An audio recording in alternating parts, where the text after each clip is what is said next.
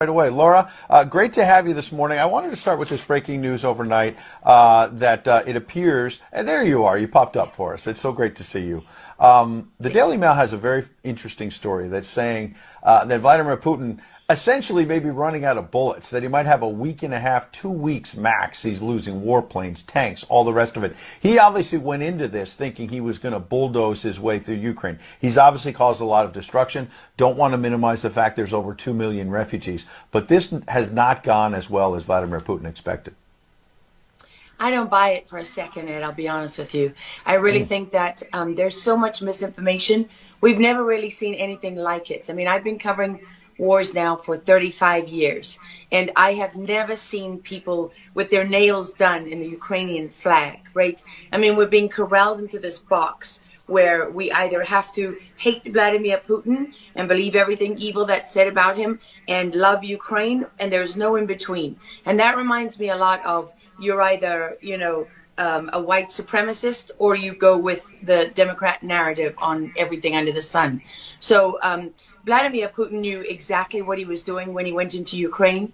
The Russian military isn't perfect. They, for example, I've spoken to multiple defense specialists and intelligence specialists from a Defense Intelligence Agency who've studied the Russian military for years.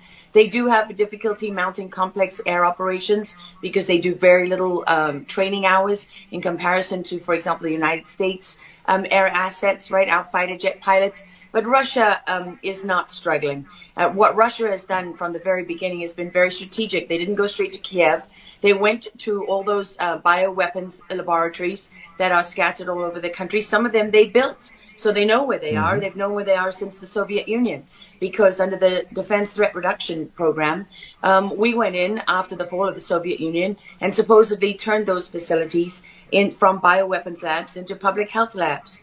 Although, these days it's hard to believe anything that our leaders tell us, because they've lied about COVID, they lied about Russia collusion, they lied about the Ukraine impeachment trial, and there's so much more going on in Ukraine that nobody is talking about. You see such dishonesty when it comes to the history of Ukraine. You see dishonesty when it comes to the Azov Battalion, which is funded by the US and NATO. I mean, you can find pictures of them online holding up the NATO flag and the swastika at the same time. Their own emblem contains the black sun of the occult, which was a Nazi SS emblem. And it also contains the sideways, lightning insignia of the SS. I mean, this is on throughout the Ukrainian military. You can see that black sun of the occult on their body armor, even on the female soldiers who are paraded in front of the world as being, such an example of Ukraine's independence and spirit and nobility. Even they are wearing the black sun of the occult. And, the White House wants you to believe, well, this doesn't matter, it's just a small number of troops. It's not true. The Azov Battalion has been murdering its way through eastern Ukraine. Yeah. We don't want to admit this. This was why Crimea voted for independence. This is why Crimea wanted to be with Russia. Because we in the media, in the Western media and in the West, won't acknowledge the reality of what's gone on. Western Ukraine backed the Nazis. It was a headquarters for the Nazi SS. The CIA under Allen Dulles actually gave immunity from prosecution to the Nazis of Ukraine from the Nuremberg trials. So there's a long history of the United States and our intelligence agencies funding and arming Nazis in Ukraine. These are not like neo-Nazi groups that sprung up. These are the actual Nazis from the Second World War, who, if you go back to the Nuremberg trials, said that they were planning for a 1,000-year Reich. And so you have to really wonder, as you look at this, when you know that the CIA sponsored the color revolution in Ukraine in 2013 and 14, that they selected Ukraine's leaders, go to Victoria Nuland's leaked phone conversation where she and the U.S. ambassador are deciding who can lead Ukraine. I mean, there's as much interference here as you could possibly imagine before you even get to Hunter Biden, Nancy Pelosi, John Kerry, and Mitt Romney, and all of their children who are employed, who earn millions from Ukrainian gas companies. Yeah, you are pointing, pardon me, to a real credibility crisis for our leaders. I want to let Karen Turk jump in. Yeah, I wanted to bring up the fact that President Zelensky is Jewish, and I don't know exactly how this factors in, but there's some very interesting points in what you're saying. And looking at this, you could think it's political theatrics. You made a very good point at the beginning that you think that Putin is in control. And I actually want to play something that Jen Psaki said, because it seems that the White House is actually echoing that sentiment. Watch this. Well, the end game is really a question for President Putin.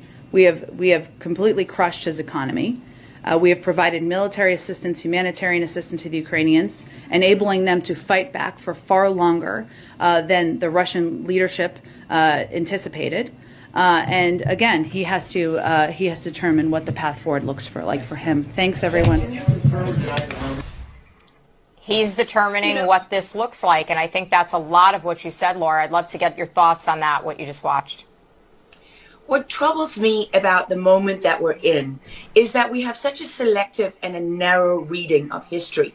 President Zelensky may be Jewish, but he's not the only one in this who suffered during the Second World War, whose ancestors suffered, right? I mean, look at Putin. How many relatives did he lose in the siege of St. Petersburg? People don't know their history. They don't know what made Vladimir Putin. And I'm not I'm not defending him. I don't need to defend Vladimir Putin. My job as a journalist is to try to understand what is the truth here. I don't like being lied to. And we're being lied to on an epic scale. When we're told your only choice is you have to be 100% with Zelensky, who's a puppet, who you can find on the internet in black stilettos and leather pants, with shirtless, doing a spoof Dancing with the Stars kind of entertainment video. That's a mock of a Ukrainian group that does this kind of satanic, occult type of music video. And I mean, Zelensky was selected, like so many of our leaders. And honestly, with big tech and with election fraud these days, we don't know how many leaders all around the world have been selected for us and weren't actually voted in. But what we do know is that there are increasing problems with technology and the digitization of our world. Because look at what's happening with COVID. Look at what has happened globally. We are fighting the same battles all over the world. To pretend that this war is about Russia and Ukraine is just a barefaced lie.